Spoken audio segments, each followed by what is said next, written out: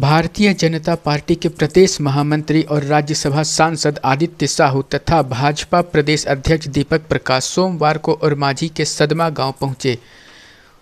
सभी वहां 5 सितंबर को घटित घटना की जानकारी शिक्षकों, ग्रामीणों और छात्रों से ली। साथ ही साथ पुलिस प्रशासन को स्कूल परिसर और पीड़ित छात्राओं की सुरक्षा प्रदान करने का निर्देश भी दिया। नेताओं ने कहा कि इस तरह की घटना ने राज्य सरकार को कटघरे में खड़ा किया है। राज्य में बढ़ते अपराध की घटनाओं को लेकर उन्होंने सरकार को जिम्मेदार ठहराते हुए कहा कि यहां पर अपराधियों और उग्रवादियों को खुली छूट मिली हुई है। आम आदमी अपने आप को असुरक्षित महसूस कर रहा है। आए दिन हत्या और अन्य आपराधिक घटनाएं हो रही हैं।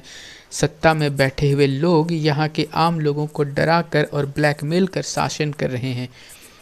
रांची के ओरमांझी में +2 महाविद्यालय में घुसकर हथियार लहराते हुए लड़कियों को दोस्ती नहीं करने पर उठा लेने की धमकी देने के मामले में राज्यसभा सांसद आदित्य साहू ने कहा कि उन्होंने कल एसएसपी और संबंधित थाना प्रभारी से बात की थी। आज वह खुद विद्यालय आए और वहां की छात्राओं से बात कर उनकी पीड़ा को समझा। उन्होंने कहा कि अपराधी बेलगाम हो चुके हैं। उग्रवाद पर पुलिस का नियंत्रण नहीं रह गया। राज्य में अपराधियों का बोलबाला हो चुका है। रांची, दुमका, गढ़वा आदि की घटनाओं ने सोचने पर मजबूर कर दिया है। प्रदेश अध्यक्ष दीपक प्रकाश ने कहा है कि जेएमएम और कांग्रेस के नेता सिर्फ बयानबाजी पर ध्यान दे रहे हैं। आम आदमी को अपराध मुक्त शासन देने की प्रतिबद्धता कहीं भी नजर नहीं आ रही। कांग्रेस शासित राज्यों में जिस तरह से अपराधी बेलगाम हो गए हैं, उससे यही लगता है कि आगामी लोकसभा। देखिए, 5 सितंबर को हम लोग को ये सूचना मिला था, जो यहाँ का स्कूल का लिपिक जो आशीष महतो ने दिया हम लोग को, प्रबंधन समिति के अध्यक्ष भी हुए, जिसमें उनसे पता चला कि भाई 6-7 लड़का असामाजिक तत्व लोग, बाहरी लड़का लोग इस स्कूल में घुस रहे हैं, जिसमें माना करने पर वो लोग नहीं मान रहा है और हमसे उलझ रहा है। तो हम बोले कि वो लोग समझा बुझा के आप लोग बाहर निकाल दीजिए। जिसमें से आशीष महतो ने के कहना है कि भाई वो लोग को निकाल रहे थे, उसी वक्त में हमको गाली गलौज करने लगे और धमकी भी देने लगे। तुम कौन होता है, तुम कल परसों आए हो और हमको धमकी देते हो। और लड़की को यहाँ पर कुछ नहीं बोला गया था। जिस स्कूल का जो शुरुआत में ये है, लड़की को यहाँ पर कुछ नहीं बोला गया था। लड़की जब छुट्टी होता था या तो टिफिन होता था, उस समय शायद ये लड़का आगे पीछे होता था। ये स्कूल के अंदर की बात नहीं है, लेकिन लड़की के बयान से ये पता चला कि भाई लड़की जब क्लास में रहती थी तो किनारे किनारे उसका नाम लेके चिल्ला रही थी, पूनम पूनम भर के। ये लड़की से हम लोग अवगत कराए, उससे पूछताछ करने पर ये पता चला है। दोस्ती नहीं करोगे तो उठा लेंगे। हाँ, ये बात तो सरासर है। लड़की ने बोली है कि दोस्ती नहीं करोगे, तुम 15 दिन के हिसाब से तुम प्यार का इजहार नहीं करोगे तो तुमको उठा लेंगे। ये लड़की ने जवाब दिए हैं। ये लड़की लोग बच्चे मेरे यहाँ से नामांकन ली। उसके बाद ये बाहर में जो ऐसा ये लोग करने लगे, तो बच्चे आके हमको डर के बोलने के भैया ऐसा बात है सर, कि इसमें क्या किया जाए। तो उसके बाद वो लोग को वार्निंग भी दी है। उसके बाद फिर वो बच्ची पूरी तरह से डर गई। उसके बाद वो स्कूल आना भी छोड़ दी है। वो अब इसमें क्या बोला गया था? वो उसको बोला गया कि तुम्हारा नंबर दो, हमको तुमसे बात करना है, नहीं अगर बात करेगी तुमको हम उठा लेंगे। तो इसमें बच्ची भी पूरा डरी हुई है। इसमें अब क्या आप लोग का ये है, सरकार इसमें निर्णय ले पूरी तरह से, और मेरे साथ भी जो दिक्कत हुआ है उसमें भी कोऑपरेट किया जाए। तो ये घटना कब हुआ था और क्या वो लड़की उसमें कहाँ थी और लड़के लोग कहाँ से आए थे? ये लड़के लोग मैपुर के हैं, बाहर से आए थे। और जो बच्चे को जो छेड़खानी है वो बच्चा लोग यहाँ का भी है, और उसके साथ ग्रुप में लड़का लोग बाहर के भी थे। लड़के लोग क्या बोले थे बाद में? लड़के लोग हमको धमकी देने लगे कि तुम ज़्यादा बोलता है, अरे तुम कल का लड़का वाले यहाँ के, तो हमको ज़्यादा बोलोगे।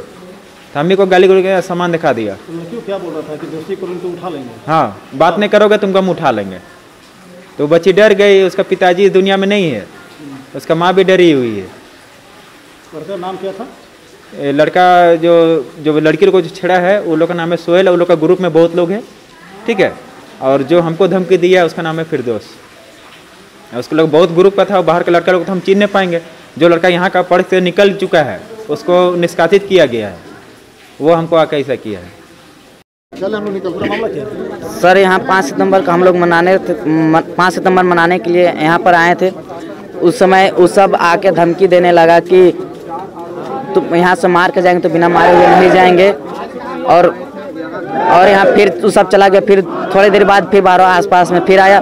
उसके बाद वहाँ भी थोड़ा सा माहौल गर्म हुआ। उसके बाद फिर चला गया। फिर लास्ट में सब आके पूरा उत्पंग मचा दिया। उसके बाद आके यहाँ पूरा मारपीट चल रहा। फिर हमको रास्ता में भी धमकी मिला कि तुम बहुत ज़्यादा ओवर एडवांस बन रहा है। लड़की को क्या बोला गया था? लड़की को बोला गया कि अगर तुम हमसे दोस्ती नहीं करोगे तो 10 दिन में उठा लेंगे। फिर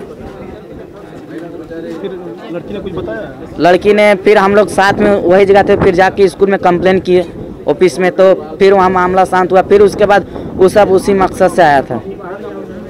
थाना प्रभारी से बात करते कहा कि 4 लोग गिरफ्तारी हुए। गिरफ्तारी से हम लोग मानने वाले नहीं है। बच्ची का 164 का बयान दर्ज हो, जो बच्ची कहती है उस पर तुरंत कार्रवाई करके सजा करे प्रशासन, सुरक्षा उनकी और उसको और उसके परिवार को, और विद्यालय कैंपस में भी सुरक्षा की व्यवस्था मुकम्मल करे प्रशासन। सदमा गांव का ये स्कूल और मांझी प्रखंड का रांची जिला में पूरा तरह से स्कूल में आज भयावह स्थिति है।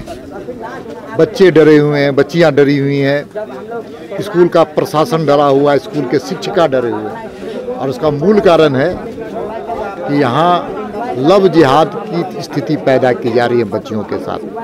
बगल का गांव मायापुरी का, और वहाँ से इस स्कूल के प्रबंधक अंसारी, उसके गांव के लोग आते हैं, बच्चियों को धमकी देते हैं, हमसे दोस्ती करो, संबंध स्थापित करो, नहीं तो तुमको उठा करके ले जाएंगे।